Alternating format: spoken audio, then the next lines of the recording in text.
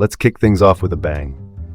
Today in New York City, a guilty plea in a deadly Crown Heights shooting, a disturbing spike in major Bronx fires, a high-stakes legal fight over offshore wind, a privacy battle involving trans patients, and a heads-up for dog owners before fireworks light up Central Park.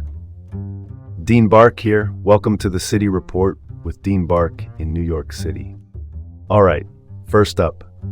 Brooklyn man admits guilt in fatal Crown Heights hookah lounge shooting.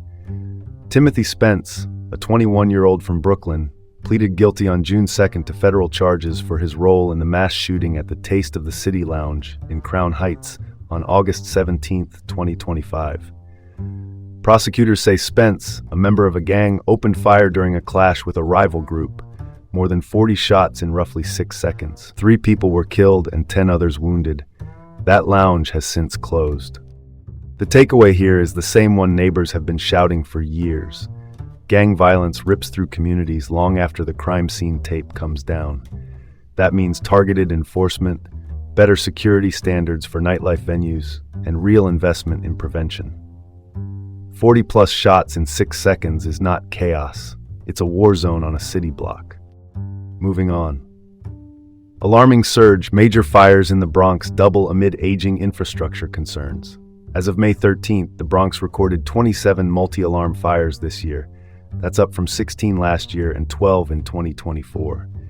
Citywide fatalities have climbed too, with at least 46 deaths reported this year. Fire officials point to aging electrical systems in older buildings as the leading culprit.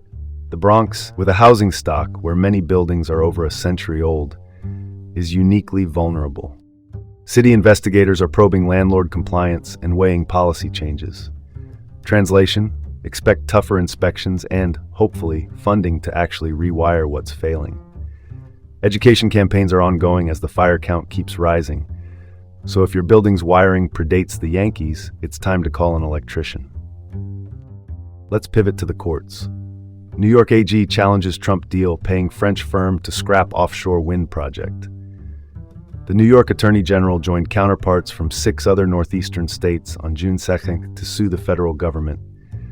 The target is a March deal between the U.S. Department of the Interior and Total Energies, a French energy company, to cancel a $795 million offshore wind lease.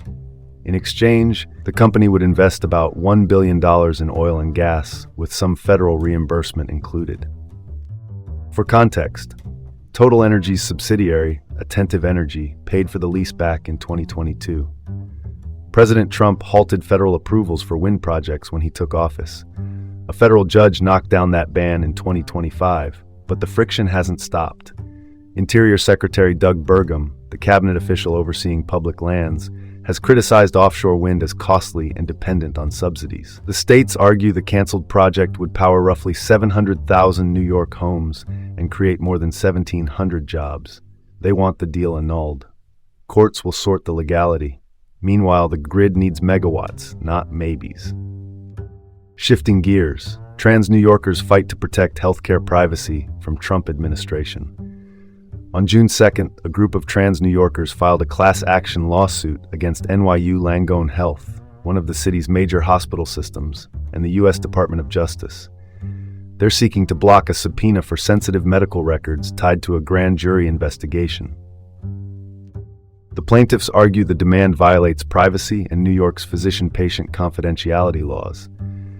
This comes amid broader moves by the administration to restrict gender-affirming care nationwide.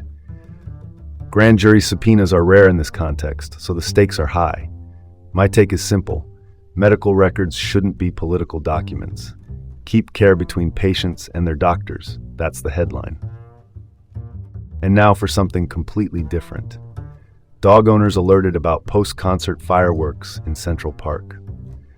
Councilmember Gail Brewer, a longtime city legislator representing Manhattan, is reminding pet owners that after the New York Philharmonic's concert on June 10th, fireworks are slated for 9:30 p.m. The city says it's stepping up communication to avoid panicked pets and late-night surprises. Quick, practical note for anyone near the park.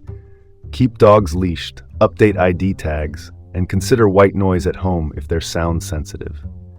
This advisory is part of a broader push to keep community events smooth and safe. Sometimes the smallest heads up saves the biggest headache, or in this case, the slipperiest escape artist with 4 legs. And that's your report for today. This is Dean Bark, signing off from the City Report with Dean Bark in New York City. Have a great day and join us again tomorrow.